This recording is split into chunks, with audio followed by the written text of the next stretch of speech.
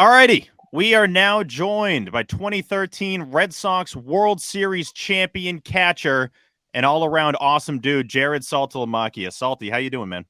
I'm doing great. Appreciate you guys having me. Absolutely. No, we're leading into this interview, and you can tell Salty's on the Cape. That is behind you is absolutely a Cape Cottage type of setup. So how big's the house? What are we looking at for the Bourne setup? We're looking at a ginormous 700 square foot, right on Little Pond out here in Falmouth Heights. I've got two bedrooms and basically I walk in the front room and I can touch the bedroom. Okay, So but that's the it's, beauty of the Cape, though, right? Everything's right there, and then you can head to the beach and all that stuff. oh yeah, I mean, I'm a block from the beach. I'm overlooking this little pond here that attaches to the ocean. There's geese and swans. I mean, it's beautiful. Um, Makes you want to stay outside more than you do inside. That's for sure. Yeah, I can imagine. We had done a show years ago where I had called you Salta Lagabagoozy, and that one actually stuck on with our listeners, which I really enjoyed. But of course, just want to start with the name and any nicknames. How many versions of your name have you heard over the years? Man, I'm still hearing a bunch. I mean, I've heard every which way you can think of, which I mean, I guess it's understandable. There's a lot of vowels in there, a lot of different. At least I don't have a hyphen in my name, since that seems to be the thing to do now in the big leagues. You can't beat them, join them. So I'm gonna do a hyphen and just add, my mother's side of the family, Weinbrenner. So it'll be Saltalamacchia hash Weinbrenner. I was going to ask if you were aware, but it sounds like you are. Are you I've aware you had were so in the many news this texts. week that you were dethroned? I've gotten texts from different people throughout everywhere that I've come across that sent me that, and it's just I never really paid attention to it when I was playing. That was the one question that everyone asked me when I was playing. It got so annoying, I was over it. But I'm proud of my last name, so it was definitely something pretty cool. It wasn't an accomplishment, obviously. It was, given to me. So it doesn't really bother me too bad now.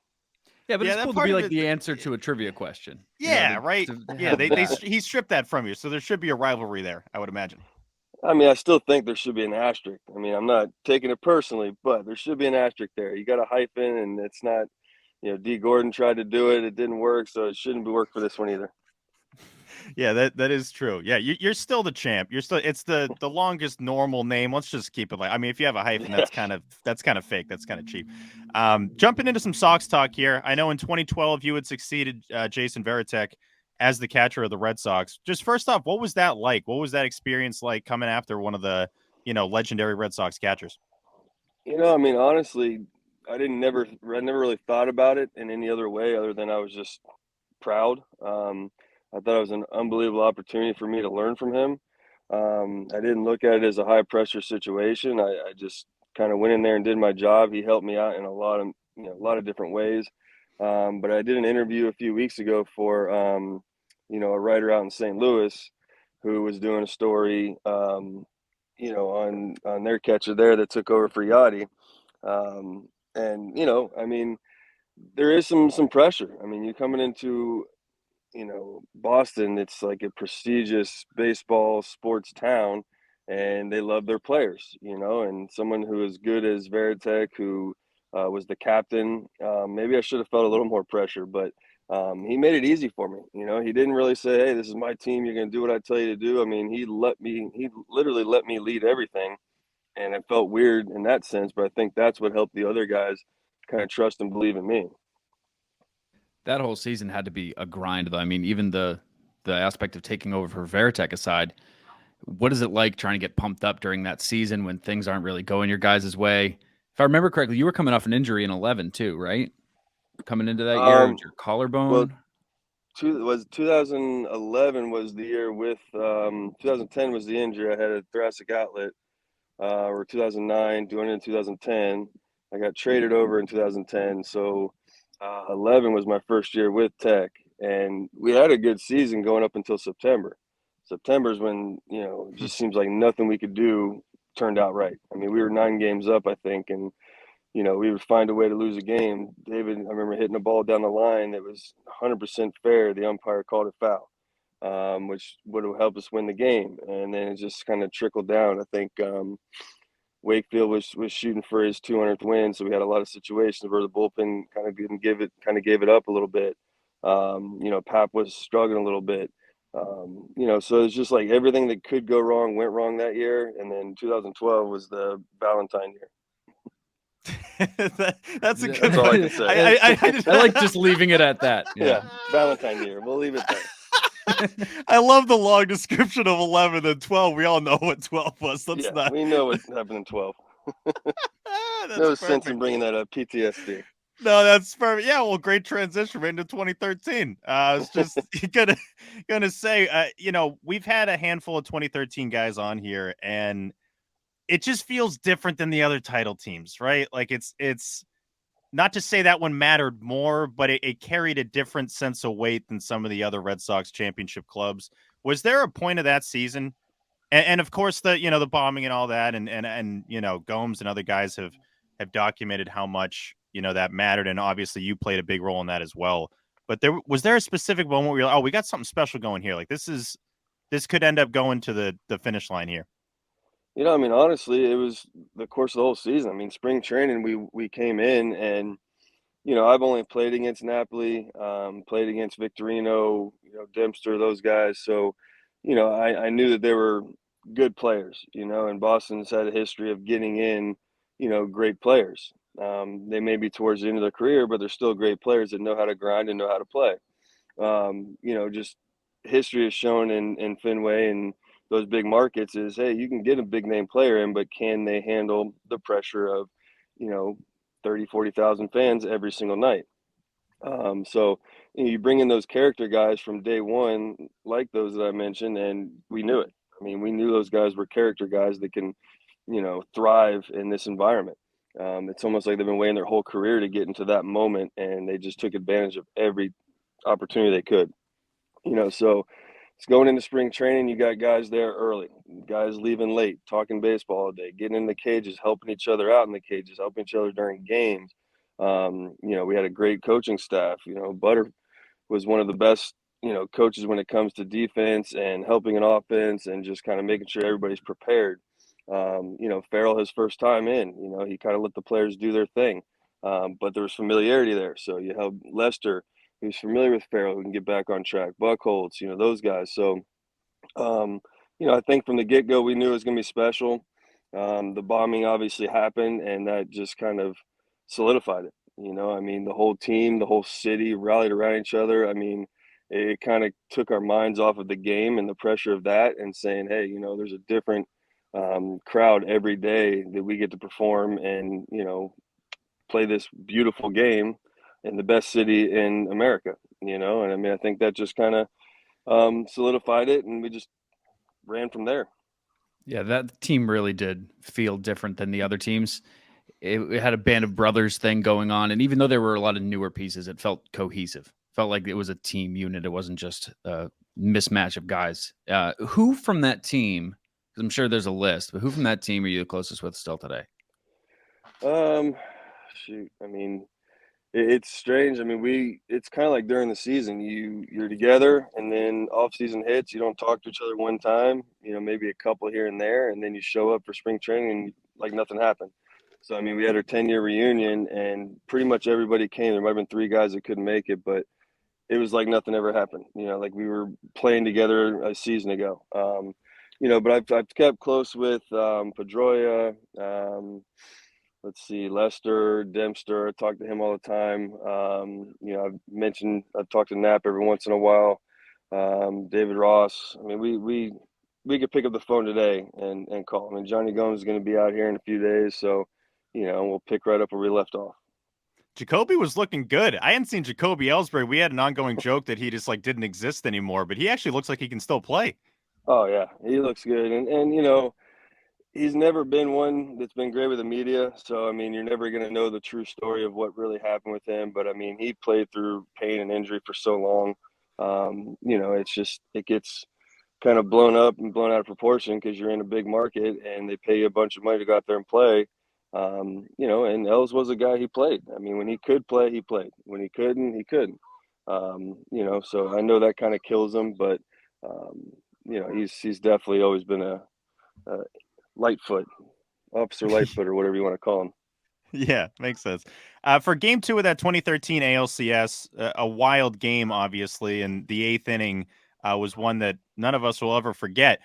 Did you think Poppy was actually going to go deep there? This stuff, like, I bring this up a lot because I was at that game, and I don't know if enough people, everyone's like, David Ortiz coming up in the clutch. I feel like it's bigger than Poppy coming up in the clutch. Like, he had to hit a grand slam to tie the game, and it was the first pitch, and you had the Torrey Hunter element of it, barely missing it. You're in the dugout. You got the gear on. I was watching it back last night. Your reaction with Napoli is great. Like, oh shit, like he went deep. But did you guys actually think, yeah, Poppy's going to do it because he's Poppy? That's what he does. 100%. I mean, we 100% knew he was. The only doubt we had was, were they actually going to pitch to him? Yeah. You know, I honestly You felt think they were like going to walk him with bases juiced? I thought they were going going to do a Buck Showalter back, when they're playing the Giants, and they, walked him with the bases loaded down by 2. I mean, like, it made sense. I still don't understand to this day why St. Louis was pitching him for so long. He's not going to hurt you on the bases. You might as well let him get on first base, and worst case scenario is we pinch run for him, which we're not going to do. So there's no doubt in my mind. I knew he was going to do something special. And just in David fashion, I thought it might have been 480-foot homer instead of just barely over. But he is a storybook person. You can write a story on every aspect of his life, and he's bigger than life when it comes to that. Do you feel like you don't get enough credit for hitting you hit the walk-off? You're the guy that hit the walk-off. I know Poppy tied it, but you had to finish it off. Credit to both you and Gomes, because Gomes was flying around like a madman on the bases in that inning. And, he dives into first. He doesn't really have to dive into first, maybe. Gets to second base on, obviously, the wild pitch, and then third base. A wild throw to first, he gets the second. Wild pitch, he gets the third, and you knock him in. What's the mentality there when you have a guy on third, no outs? I'm assuming you're just trying to get the ball in the air. But yeah, side note, you should get more credit. Salty's the guy that hit the walk-off. I feel like that doesn't get talked about enough. Well, I appreciate that. Yeah, no, I mean, I've spent a career as a catcher, so we don't want the glory. We don't really care about that as much. It's, the win at the end of the day is what we're wanting. And, honestly, I give the credit to Prince because, I mean, nobody knew, but I had a hit and run. So I get up there, and that's the easiest thing for a left-hander to do is a hit and run. You just kind of put the ball in play, you chop down. So that's what I tried to do. And, of course, the one time in my career, I pop it up to first base, and I'm like, you got to be kidding me. Here I am on the biggest stage, and that's what happened. So thankfully he dropped it. Johnny gets a second. I have a sinker ball guy on the mound. Man on third, less than 2 outs has always been a comfortable situation for me. So I was honestly just trying to get the ball up in the air to hit it in the outfield. Thankfully they had a little bit of a shift playing in, Iggy at short, and, was able to get it right by him. Yeah, that moment, that's true. The fielder one, I almost forget about the Prince Fielder drop. And then he's complaining about the fans. I'm like, dude, you're going into the crowd. You're not going to get the call there. But Prince Fielder, a guy that we probably forget about, but he was a baller. Game 3 of the World Series. I mean, we all know what happened there at the end. What was your vantage point? Just such a weird moment. I can't remember many moments like that in big Red Sox games. Do you think Will was trying to keep Alan Craig from coming home? I've watched it about 1,000 times. It kind of seemed like it was by accident, but I don't have an answer yet. No, it was definitely not. No, there's no way. Yeah. If you want to go by the rule book, I mean, he was actually hitting back towards second base, so he wasn't even in the base pass of third to home. Yeah. So I don't see how that was interference, but it is what it is. I mean, it was one of those. Petey made a great play, good throw to home. I tag him out. I looked up, was surprised because he had a hurt ankle that he was even going to third, and I think Will was too. So if the bigger picture, if you see it, Will was a little bit late getting there, but, if I had made a throw a little higher, he probably could have made the adjustment, made the tag. I was a veteran, but I was still kind of young when it comes to the playoff scene of things. So, had I done it over again, I would have either eaten it or, tried to make a little bit better of a throw and not be so quick with it. It's still just overall, just a play that I feel like doesn't normally happen. And the ball gets away, but I don't know. I don't look at that as your fault. I don't look at that as really anybody's fault. It was just a weird baseball play from the jump too, because Petey's got to make that stop, like you mentioned. Yeah. Get it home, you tag, and then the double tag. And it's so weird just looking back and seeing the ump not making an out or safe call. And you're looking at him like, what? You got to call something. What's going on here? That whole thing was very strange. Yeah, I've watched it a few times, and that one definitely hurts me a little bit because it's like, man, not saying it would have changed, but I felt like had he not called it and the guy would have scored, Craig would have scored, they may not have even called anything. But because we tagged him out Yeah. at home, they made a bigger deal out of it. But like I said, I mean, he slid into third. He should have been able to pop up and run straight home. An athlete would have been able to, but he was hurt. So he kind of laid on the ground. The throw took Will to it. So it can't be interference, and now Will's laying on the ground. He's trying to jump over him. He's hurt. He can't do it. I think they should have let the game kind of play itself out in that scenario, but then I Yeah. wouldn't be on the, Sports Illustrated for one of the, worst plays in America. It was just a funky play. That's all it was. I mean, obviously, those happened. But was there any highlight specifically for the celebration once you guys won? I mean, Gomes, Napoli, obviously the bearded brothers. Was there anything that stuck out outside of the obvious coolness of being on the duck boat? I mean, obviously going to the finish line, where the bombing was, and putting the trophy there, putting the Boston Strong there, being a part of that was phenomenal. I mean, that was just like the ending. A couple of things that stand out in my mind, like during the game, had I done it differently when we won, I didn't realize everyone went inside the clubhouse to party. We're out there getting a trophy, hanging out on the field. One reporter stops me, asks me a question. Next thing you know, I got 30 of them. And I'm like, where the hell's everyone at? And I realize everyone's upstairs. So I get upstairs. Everyone's already done partying, and I'm walking in at the end of the party. So that sucked.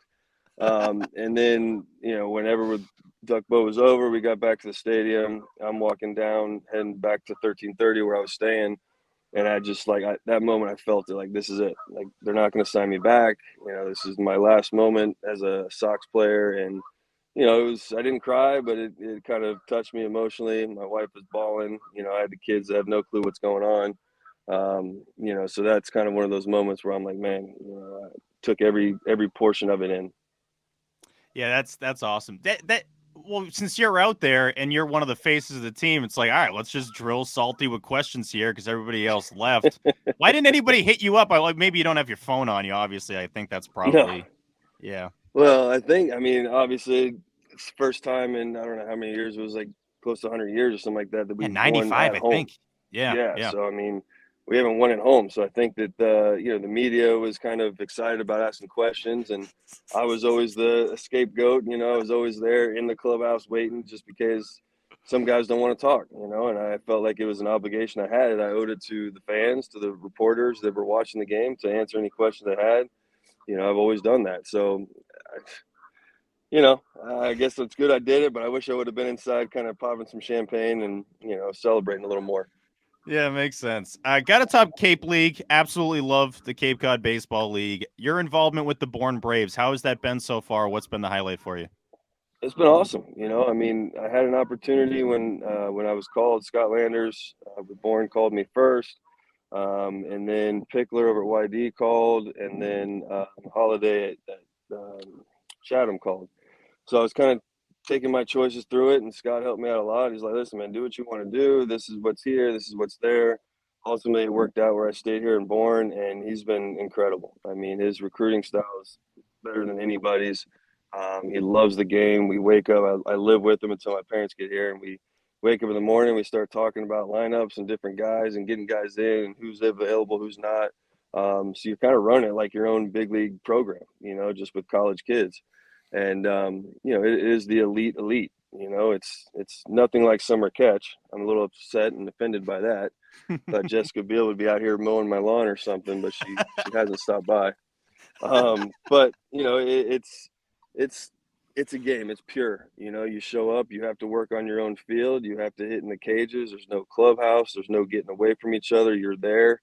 And it's every single day. And I mean, seeing kids get to the field 2 hours before I do, or before anybody gets there to hit, to get ready.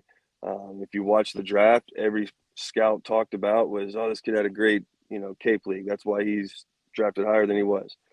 This guy didn't show so well, so he's a little bit late. I mean, so the Cape is still a very valued part of the game, and I'm just glad to be a part of that.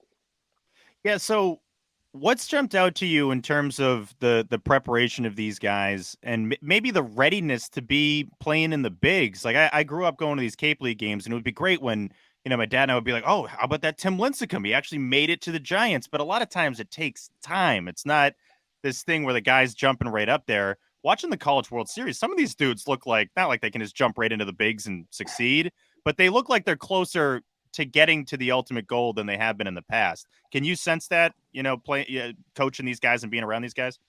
Yeah, absolutely. I mean, they're a little more mature than your high school guys. They're a little more developed. I think with the craziness of COVID and everything, you've got guys who are 23, 24 years old, who are draft eligible, as opposed to your 20, 21-year-olds. So, yeah, you're seeing some older guys right now. I think that just talking to some of these teams and scouts, they value older players a little more because they're able to throw them into a double A situation, because a lot of teams are kind of getting rid of their low A or their advanced rookie leagues. So these kids have to be ready and prepared.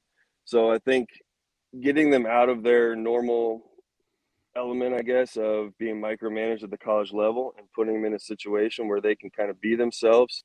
And I'm not trying to change who they are. I just want to take what they have and make it better and help them understand. You go to college where it's 70, 80% sliders. You come out here with a wood bag, guys are pumping fastballs by you.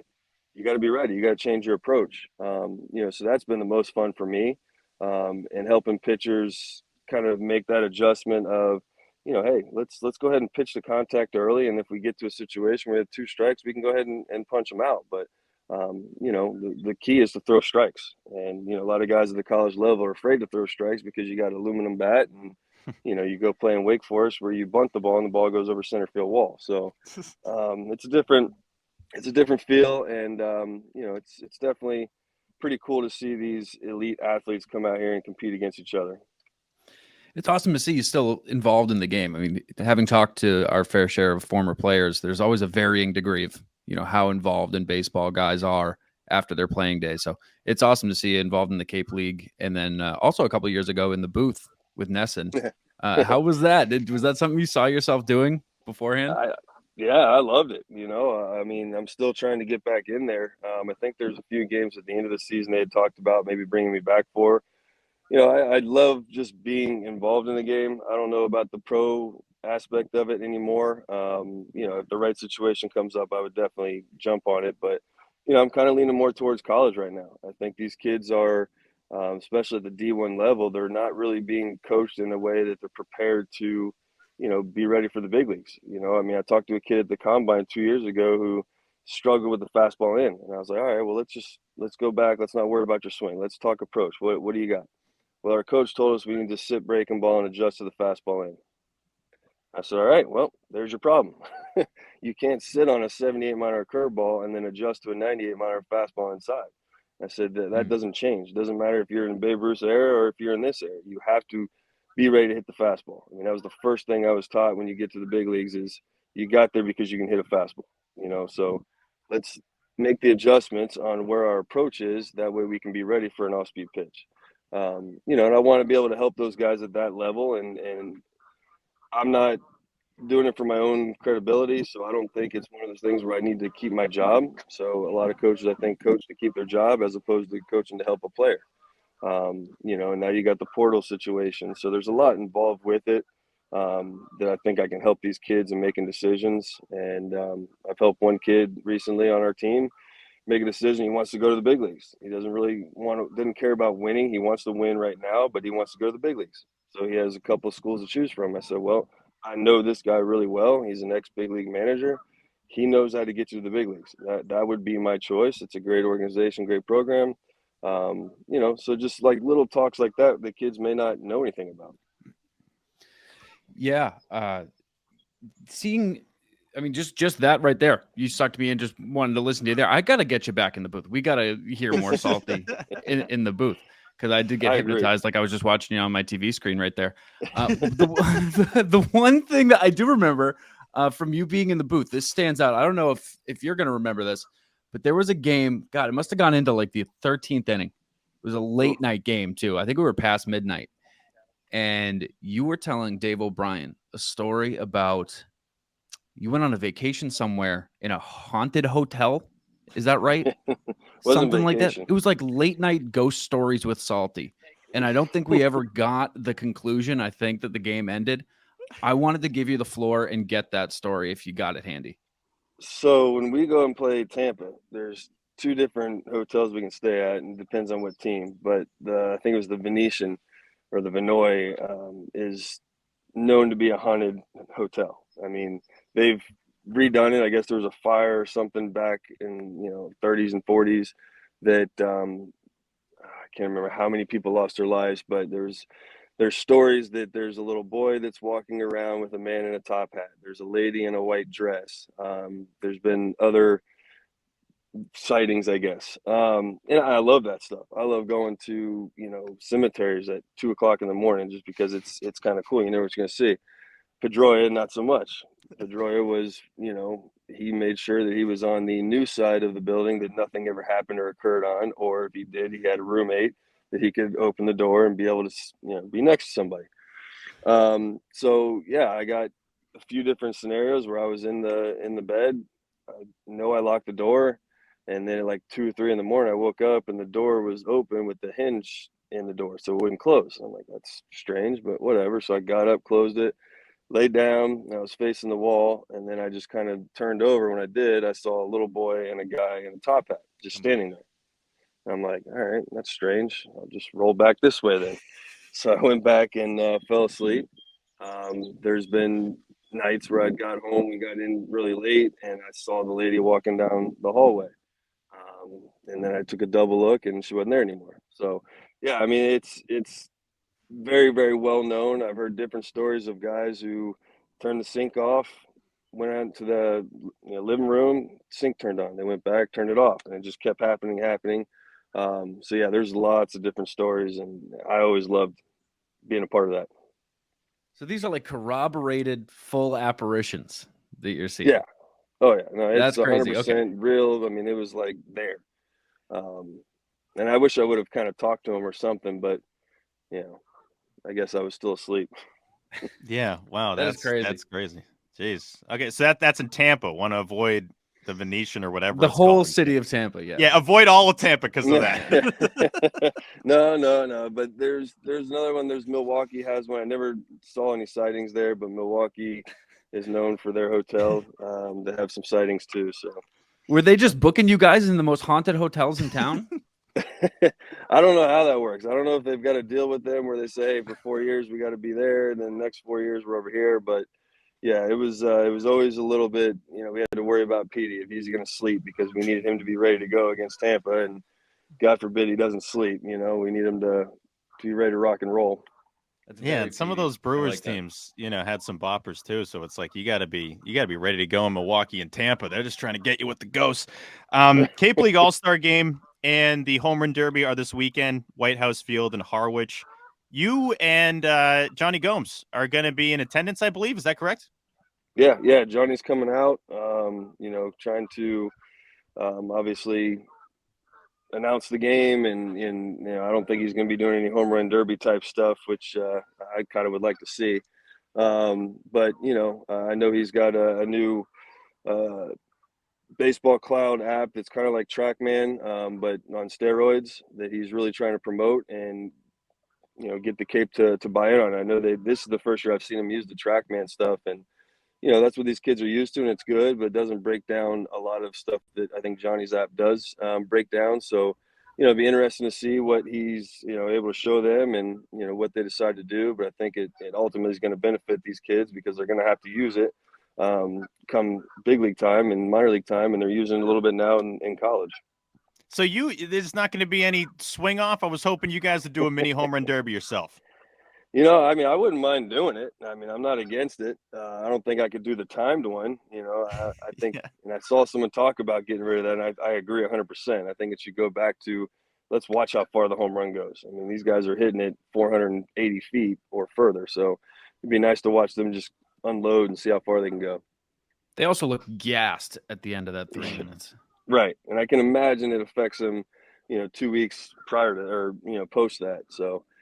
There's got to be some changes, which is what this game does. It's a game of adjustments. They're making changes, so we'll see.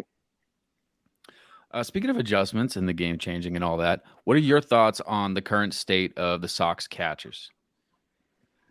In reference to what? Like what I aspect? guess primarily Connor Wong is what I'm really asking, because the other guys are not necessarily long term pieces here. I think fans all agree that Connor's the guy who's sticking around. So I guess how much of the game are you watching? And if Uh, you are, what do you see in Connor Wong? I mean, I don't watch it as religiously as I used to, but I do catch some games. I mean, obviously in the Cape, anytime the game's over, you go grab some food or something, the game's on, or you go to lunch and the game's on. Every time the game's on. So I get to watch it a lot. I've spent a lot of time with Veritech just talking a little bit about, because I coach at a high school level and I'm trying to teach catchers the new age way. I mean, they've got to have to do it in college, so why not teach them now?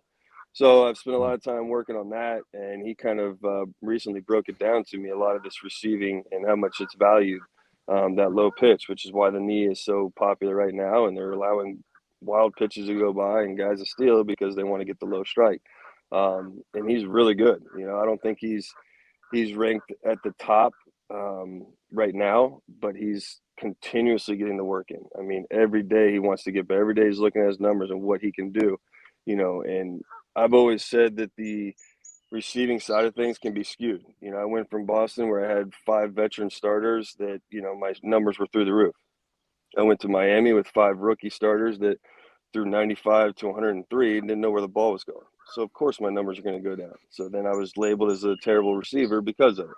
So I mean, I think there's got to be more data that shows, what's controllable and what's not controllable. And I know that Tech made some adjustments with him and found out that he was sitting a little too far back away from the hitter, which was hurting his numbers. So they moved him up. As soon as they moved him up, his numbers started to go up. So that data can be helpful if you dig in a little deeper. And having a guy like Tech there to do that is so valuable, because he does look into those little details that are going to help guys get better. And I love the kid. The kid wants to play. He's really good at receiving, I think. Good arm. He's swinging it. So, I mean, he's very athletic. This is what you want. You want an athletic catcher behind the plate. Those are also things that the average fan doesn't think about, and the adjustments that the average fan doesn't notice, and all those little things that go into the game, especially an aspect like catching that is, it takes so many of those small adjustments to get the best out of a guy. What would you, or how would you feel about using the pitch clock, all those new things now? How do you think your game would adjust to those things? I think it would be fine. I'm not against it. I think what would hurt me is the timeouts, the amount of timeouts you're allowed to go and talk to the pitcher, because my whole career I made sure that if we lost the game, it wasn't because I wasn't prepared. It could be a physical mistake all day long, but it wasn't going to be a mental mistake. And if I needed to call a timeout to go talk to the pitcher and say, hey, listen, this guy is really leaning over the plate, so we can go in on him, but we got to make sure we're in off the plate, or we need to expand the slider a little farther off, which I think the PitchCom has those options. You can say whatever you want, basically. But, there's no cookie cut way to teach a catcher how to call a game. There's no cookie cut way to teach a pitcher how to pitch a game. Everyone's different. So, I took pride in sitting there for 3 hours before, anyone got to the field looking at video. And I broke down every aspect of it, from changeups and 0 count to 0-1 to, hitters counts to pitchers counts, just to see each particular pitch and if something stood out. And I remember working with Verlander and going through different scenarios in Ramirez for Cleveland. For whatever reason, with 2 strikes, that down and in pitch, he was very, very successful, which is strange for a lefty with 2 strikes to really sell out on that pitch. And I told him about it. And throughout the game, we were able to get him out. And then for whatever reason, 2 strikes, he had a no-hitter going in the 7th. He really wanted to go with the pitch that went down and in. And I was against it, but, it's Verlander. So we let him did it, and he ended up getting a hit up the middle. So, I mean, there's a lot this data can show you. I love the 0-0 and 3-2 swing percentage. If 0 swing percentage was 70% or a high percentage, then I knew he was an aggressive hitter. If it wasn't, then I can get ahead with a fastball. 3-2. If it's a high percentage, I can throw a 3-2 slider. If it's not, I can probably live with a fastball away, or, try and get me over a breaking ball, something that, is in the zone. But 3-2, if he swings a lot, I want to try and throw it out of the zone. So those are the numbers I looked at. And I think PitchCom just speeds the game up. That's it. Yeah, so far pitch clock stuff doesn't seem to be too much of an issue. I feel like it was a little bit of an adjustment at first, but guys have gotten used to it, which is good. Jarrod Saltalamacchia, really appreciate you hopping on. Also, good job being mic'd up the other day. I didn't know the Cape League was doing mic'd up stuff. You're asking guys their preference in chatter. They weren't giving you much. You were doing your part. It's like, guys, answer the questions. I was asking the wrong guys. I asked the Canadian kid right next to me, and he's a catcher, so he likes to sit next to us and talk.